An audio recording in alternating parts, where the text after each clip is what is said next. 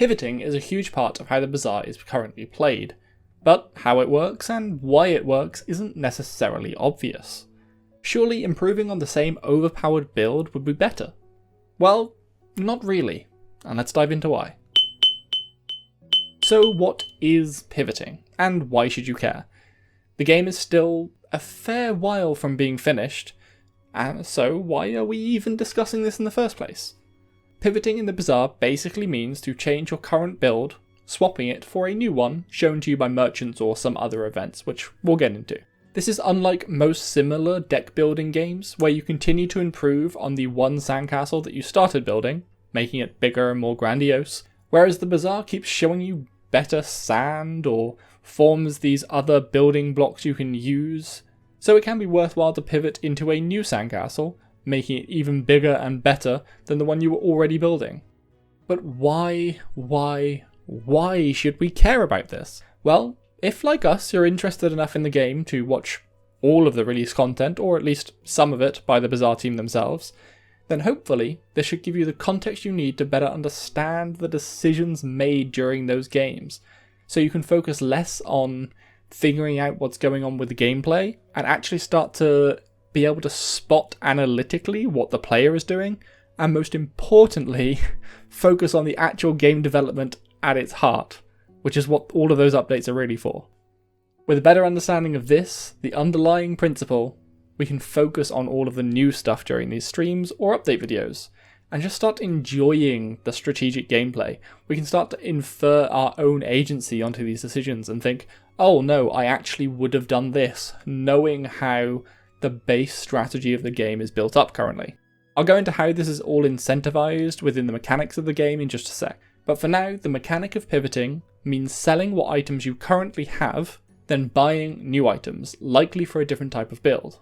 In the current build, this tends to happen over the course of the first few days, until you land on a more coherent build, which is difficult to pivot out of, but even that could change in future. Let's say for the first couple of days you're playing Pygmalion and you pick up an Atl and you're focused around this sort of Atl plus boomerang build type of thing. And you level those items a little bit, you spend a little bit of gold on them, but slowly and surely the support items that go along with those start to fall behind.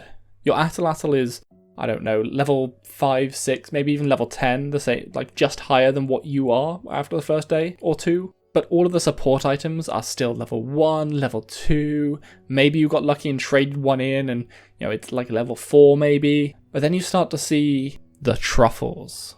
The level 10 truffles start coming out from the merchants, and you think to yourself, isn't it just easier to sell that Atl that I'm planting all of my gold into, as well as these support items that are super far behind, and just buy these other items, this sort of truffle, freeze, max health build? I mean, you can implant it with any different build. The same process applies. Your items are too low level, and the items the merchants are selling are better. So this is exactly how pivoting is encouraged in the Bazaar. This is why we bother. Because in an attempt to make the merchants and events more exciting to visit, even after you have a strong build, the team at the Bazaar added these item levels into the game. Now you start with level 1 items, and they increase all the way up currently to level 30, exponentially growing in power.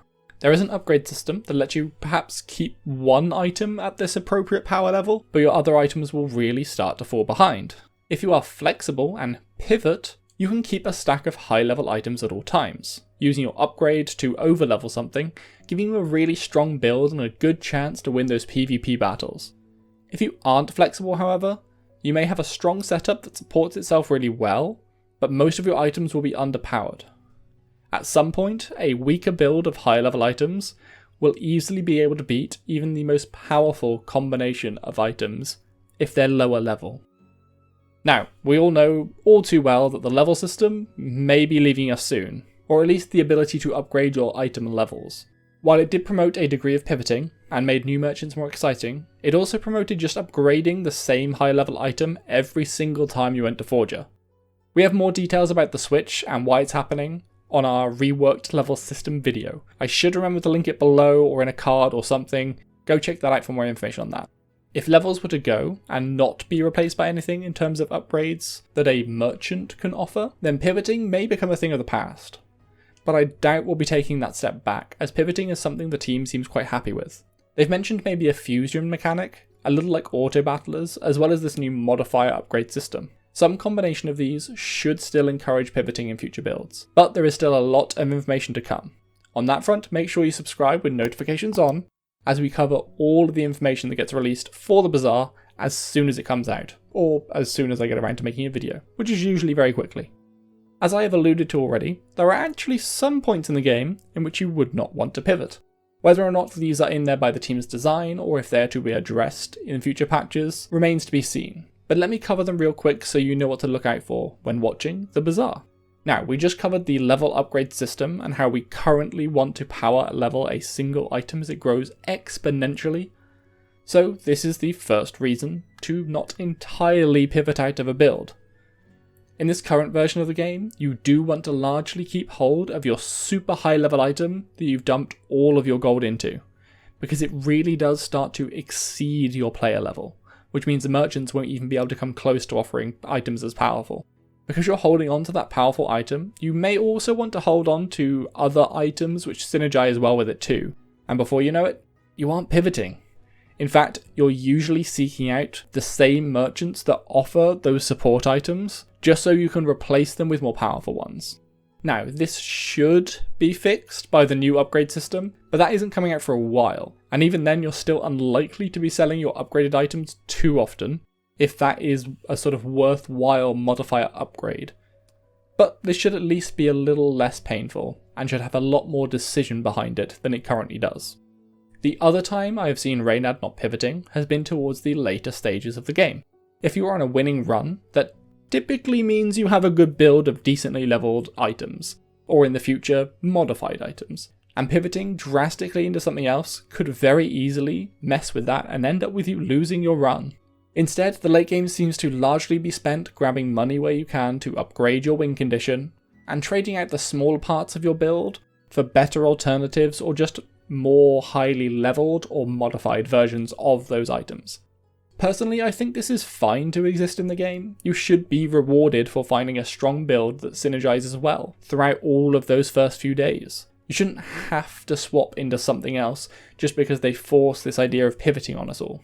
That being said, if they did want to mix things up, then we had an idea for this in our events video. Again, I should put a link to that somewhere, go check that out as well.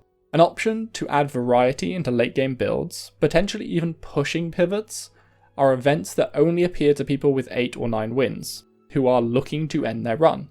These sorts of things exist in auto battlers where high level units which have a much stronger effect appear in the late game, often requiring you to configure your build around them or at least tweak it if you want to get the absolute most out of them, and if you don't get the one that you are sort of aiming for. In the Bazaar, this would be an event that only appears to people on the 9th or 8th win that offer them a crazy strong item.